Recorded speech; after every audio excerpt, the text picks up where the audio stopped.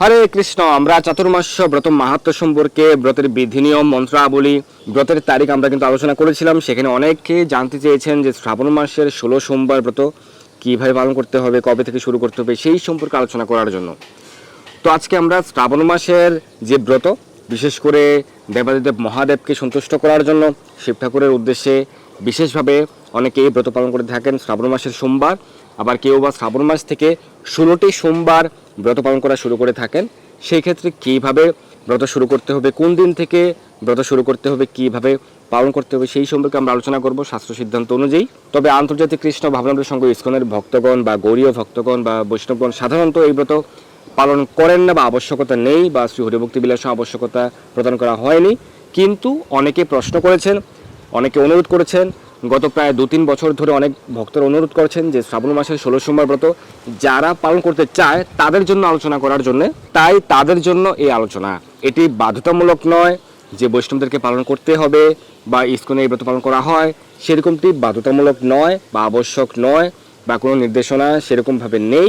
কিন্তু যারা আমাকে প্রশ্ন করেছেন, যারা শিব ঠাকুরের ভক্তগণ রয়েছেন, যারা শ্রাবণ মাসে 16টি সোমবার বা শ্রাবণ মাসে ব্রত পালন করতে চান, তাদের জন্য আজকের আলোচনা। তো শ্রাবণ মাসে যে ব্রত পালন করে থাকেন শিব ঠাকুরের সন্তুষ্টি বিধানের জন্য, এর কারণ হচ্ছে যে ক্ষীর সমুদ্রে মন্দার পর্বত দ্বারা দেবতা অসুরদের মধ্যে যে সমুদ্র মন্থন হয়েছিল, সেখানে কিন্তু অমৃত লাভের উদ্দেশ্যে সমুদ্র মন্থন হয়েছিল। সেই অমৃত কিন্তু কার্তিক মাসে উত্থিত হয়েছিল, আমরা সকলে জানি।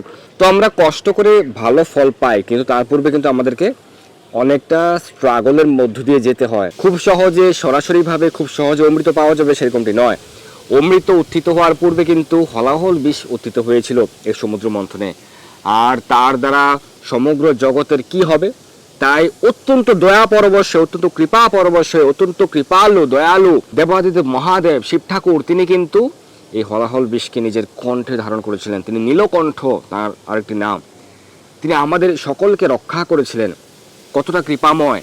তো সেই কারণে তার প্রিয় মাস এই শ্রাবণ মাস, এবং তাকে সন্তুষ্ট করার জন্য অনেক ভক্তরা তারা কিন্তু এই শ্রাবণ মাসে ব্রত পালন করে থাকেন। তো শিব ঠাকুর এই জগৎকে রক্ষা করেছিলেন, তো সেই কারণে শ্রাবণ মাস শিব ঠাকুরের অত্যন্ত প্রিয়, এবং অনেক ভক্তগণ শিব ঠাকুরের ভক্তগণ এই শ্রাবণ মাসে বিশেষভাবে ব্রত পালন করেন। কেউ বা পুরো শ্রাবণ মাস ব্রত পালন করেন, পুরো শ্রাবণ মাস নিরামিষ আহার করেন। কেউ বা শ্রাবণ মাসের সোমবারে বিশেষভাবে উপবাস ব্রত পালন করেন, শিব ঠাকুরের বিশেষ পূজা অভিষেক আদি করে থাকেন। আবার কেউ বা এই শ্রাবণ মাস থেকে 16 সোমবার ব্রত পালন করা শুরু করে থাকেন। তো যারা শ্রাবণ মাস থেকে 16 সোমবার ব্রত পালন শুরু করতে চাচ্ছেন, সেই ক্ষেত্রে কোন সোমবার থেকে শুরু করবেন এটি অনেকে জানেন না। কেউ ভেবে থাকেন যে আরে বাংলা ক্যালেন্ডারে বা অমুক ক্যালেন্ডারে শ্রাবণ মাস লেখা, সেই শ্রাবণ মাসে প্রথম সোমবার থেকে শুরু করে ফেলেছেন।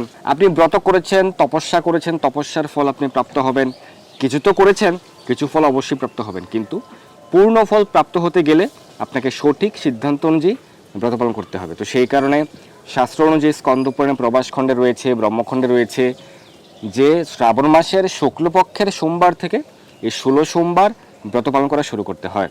তো এই ক্ষেত্রে এই 2026 সালের ক্ষেত্রে 17ই আগস্ট থেকে ব্রত পালন শুরু হবে যারা 16 সোমবার ব্রত পালন করতে চাচ্ছেন তাদের ক্ষেত্রে। তো স্কন্দপুরাণে প্রবাস খণ্ডের প্রবাস ক্ষেত্র মাহাত্ম্যের 25তম অধ্যায় এই সম্পর্কে উল্লেখ রয়েছে, এবং স্কন্দপুরাণে ব্রহ্মখণ্ডের উত্তর ভাগের 8ম অধ্যায়ে এই 16 সোমবার ব্রত সম্পর্কে উল্লেখ রয়েছে। এখন এই ব্রত যে শুক্লপক্ষের সোমবার থেকে শুরু করতে হবে সেই প্রমাণ, শাস্ত্র প্রমাণ আমরা আলোচনা করছি। স্কন্দপুরাণে প্রবাস খণ্ডের 25 অধ্যায় 10-11 শ্লোকে সেটি রয়েছে যে শুক্লপক্ষে চ সমশ্রিবারে ব্রতম ইদম আচরেত সদা সমবদ্বিমান ভক্তি ভাব সমন্বিতঃ। শ্রাবণ মাসের শুক্লপক্ষের সোমবার থেকে ব্রত পালন শুরু করতে হবে ভক্তি ভাব সমন্বিত হয়ে। তাহলে শ্রাবণ মাসের কৃষ্ণপক্ষের সোমবার কেন নয়? তো আমরা জানি প্রতি মাসে দুটো পক্ষ থাকে, কৃষ্ণপক্ষ এবং শুক্লপক্ষ। প্রথমে থাকে 15টি তিথি থাকে কৃষ্ণপক্ষের, পরের 15টি তিথি থাকে শুক্লপক্ষের। তো এই বছরের ক্ষেত্রে 2026 খ্রিস্টাব্দের ক্ষেত্রে শাস্ত্র সিদ্ধান্ত অনুযায়ী এবং বিশুদ্ধ চান্দ্রপঞ্জিকা অনুযায়ী 29শে জুলাই হচ্ছে পূর্ণিমা তিথি। কোন মাসের? আষাঢ় মাসের পূর্ণিমা তিথি। আষাঢ় মাসের শুক্লপক্ষের একাদশী ব্রত আমরা পালন করছি, শয়ন একাদশী ব্রত, শাস্ত্র সিদ্ধান্ত অনুযায়ী এবং সর্বাধিক বিশুদ্ধ চান্দ্রপঞ্জিকা অনুযায়ী। অন্যান্য ক্যালেন্ডারে কি লেখা রয়েছে সেটি দেখার দরকার নেই। তো আপনি ব্রত পালন করেছেন অলরেডি, আপনি অভিষেক করেছেন, অবশ্যই আপনি ফল প্রাপ্ত হবেন, কিন্তু পূর্ণ ফল প্রাপ্তির জন্য শুক্লপক্ষের সোমবার থেকে 16 সোমবার ব্রত পালন করা শুরু করতে হবে। এখন এই শুক্লপক্ষের সোমবার কবে থেকে হচ্ছে? 2026 খ্রিস্টাব্দের ক্ষেত্রে 30শে জুলাই থেকে চান্দ্র শ্রাবণ মাস, প্রকৃত শ্রাবণ মাস শুরু হচ্ছে। এখন এই শ্রাবণ মাসে প্রথম দুটো সোমবার হচ্ছে কৃষ্ণপক্ষের সোমবার। আর কৃষ্ণপক্ষে চন্দ্রের যে জ্যোতি, যে প্রভাব, সেটা কিন্তু ক্ষীয়মান থাকে, কমে যায়, হ্রাসপ্রাপ্ত হয়। সেই কারণে শুক্লপক্ষের সোমবার থেকে ব্রত পালন শুরু করা হয়। শিব ঠাকুর তিনি চন্দ্রকে ধারণ করেছেন। শুক্লপক্ষে চন্দ্র ক্রমশ পূর্ণাঙ্গ, উজ্জ্বল, বলশালী হয় এবং জ্যোতি প্রভাব বৃদ্ধিপ্রাপ্ত হয় শুক্লপক্ষের ক্ষেত্রে।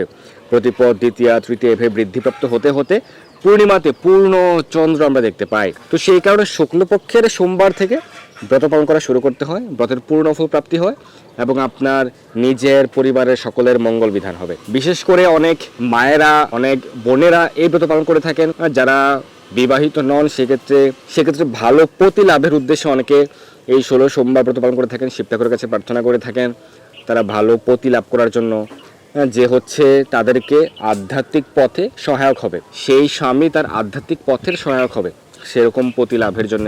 আবার কেউ বা বিবাহিত রয়েছেন, সেক্ষেত্রে সেই মায়েরা তার স্বামীর মঙ্গলের জন্যে, তার স্বামী যাতে আধ্যাত্মিক অগ্রগতি হয়, প্রগতি হয়, সেটির জন্য এই ব্রত পালন করে থাকেন। এখন এই যে 16 সোমবার, সেটি কি শ্রাবণ মাস থেকে শুরু করা যাবে, অন্য মাসে কি শুরু করা যাবে কিনা, সেই সম্পর্কে শাস্ত্রবিধি রয়েছে। স্কন্দপুরাণ প্রভাসখণ্ডে আরো উল্লেখ রয়েছে, শ্রাবণে কার্তিকে বা অপি মাঘ মাসে চ সুব্রতঃ, অর্থাৎ 3টি মাসের উল্লেখ রয়েছে, শ্রাবণ মাস, কার্তিক মাস, মাঘ মাস। শ্রাবণ মাসের শুক্লপক্ষের সোমবার থেকে শুরু করা যাবে, কার্তিক মাসের শুক্লপক্ষের সোমবার থেকে, অথবা মাঘ মাসের শুক্লপক্ষের সোমবার থেকে 16টি সোমবার ব্রত পালন করা শুরু করা যাবে। তো এই ব্রতের ক্ষেত্রে 16টি সোমবারে অনেকে পূর্ণ দিবস উপবাস করে থাকেন, কেউ বা অর্ধ দিবস উপবাস করেন, কেউ বা সন্ধ্যা পর্যন্ত উপবাস করেন, সন্ধ্যার পর ফলমূলাদি গ্রহণ করেন, বা কেউ বা সারাদিনে ফলমূলাদি গ্রহণ করে উপবাস ব্রত পালন করে থাকে। তো আপনার শারীরিক সক্ষমতা অনুযায়ী আপনি ব্রত পালন করুন এবং বিশেষভাবে শিব ঠাকুরের পূজা, মহা অভিষেক সম্পন্ন করুন। দুধ, দই, ঘি, মধু, ডাবের জল প্রভৃতি শিব ঠাকুরের অভিষেক করতে পারেন শ্রাবণ মাসের সোমবারে। এই শুক্লপক্ষের সোমবার থেকে শুরু করতে পারেন। শিব ঠাকুরের অভিষেকে শঙ্খ ব্যবহার করবেন না এবং এই অভিষেক, পুষ্পাঞ্জলি, বিল্লপত্র অর্পণ প্রভৃতি সম্পন্ন করতে পারেন, মঙ্গলারতি করতে পারেন। বিশেষভাবে নিরামিষ আহার করবেন শ্রাবণ মাসে, পুরো শ্রাবণ মাস নিরামিষ আহার করতে পারেন। বা যেই সোমবারগুলিতে আপনি ব্রত পালন করবেন সেই সোমবারগুলিতে, অর্থাৎ শুক্লপক্ষের সোমবার থেকে 16টি সোমবার, বা শ্রাবণ মাসের 4টি সোমবার করলে 4টি সোমবার, আপনারা অবশ্যই পরিবারের সকলে নিরামিষ আহার বা কৃষ্ণপ্রসাদ গ্রহণ করবেন। বেশি বেশি হরিনাম জপ করবেন। শিব ঠাকুরের স্তোত্রম, অষ্টকম, শতনাম রয়েছে, আমাদের চ্যানেলে রয়েছে অষ্টচর শতনাম, সেটি পাঠ বা শ্রবণ করতে পারেন, শাস্ত্র অধ্যয়ন করতে পারেন। তো যারা 16টি সোমবার ব্রত পালন করতে চাচ্ছেন তাদের ক্ষেত্রে শাস্ত্র সিদ্ধান্ত অনুযায়ী 2026 খ্রিস্টাব্দের ক্ষেত্রে 17 আগস্ট থেকে শুরু হচ্ছে প্রথম সোমবার, এরপর 24 আগস্ট দ্বিতীয় সোমবার, এইভাবে 16টি সোমবার ব্রত পালন করবেন। 17তম সোমবারে আপনি ব্রতের উদযাপন করবেন। 17তম সোমবারে আপনি শুদ্ধ ব্রাহ্মণ বৈষ্ণবকে, আচারনিষ্ঠ প্রসাদ বুঝে শুদ্ধ ব্রাহ্মণ বৈষ্ণবকে ভোজন করাতে পারেন, দান করতে পারেন। তো এইভাবে আপনি 16টি সোমবার ব্রত যারা পালন করতে ইচ্ছুক, যারা প্রশ্ন করেছেন আমাকে, তারা পালন করতে পারেন। অনেকে প্রশ্ন করেছেন যে মায়েদের বিশেষ অসহ্যকালে কীভাবে ব্রত পালন করবে। সেক্ষেত্রে আপনারা উপবাস ব্রত পালন করতে পারবেন, জপমালায় হরিনাম জপ, শাস্ত্র অধ্যয়ন করতে পারবেন, কিন্তু অভিষেক করতে পারবেন না।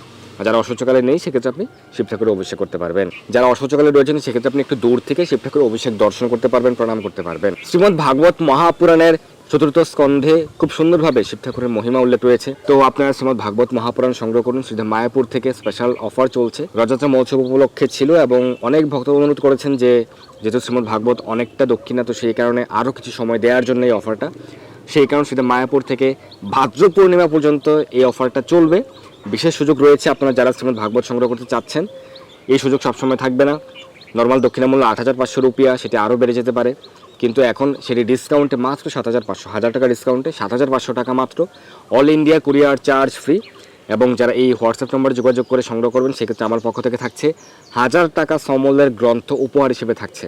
আরও 6টি গ্রন্থ আপনি পেয়ে যাবেন গিফট হিসেবে, চৈতন্য ভাগবত, চৈতন্য মঙ্গল, চৈতন্য মহাপ্রভুর শিক্ষা, কুন্তিদেবীর শিক্ষা, কপিল মুনির শিক্ষা এবং প্রভুপাদ।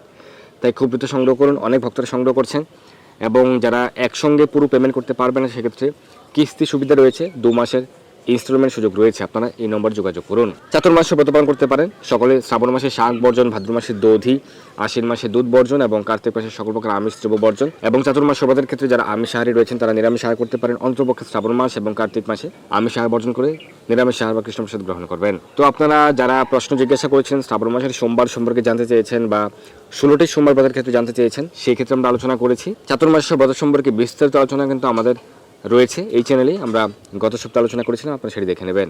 সকলকে অসংখ্য ধন্যবাদ, সকলের জয় হোক, এবং সকলে কৃষ্ণ ভক্তির রস সার বর্ষিণী শিব ঠাকুরের বিশেষ কৃপা আশীর্বাদ লাভ করুন। জয় হোক সকলের। হরে কৃষ্ণ, হর হর মহাদেব।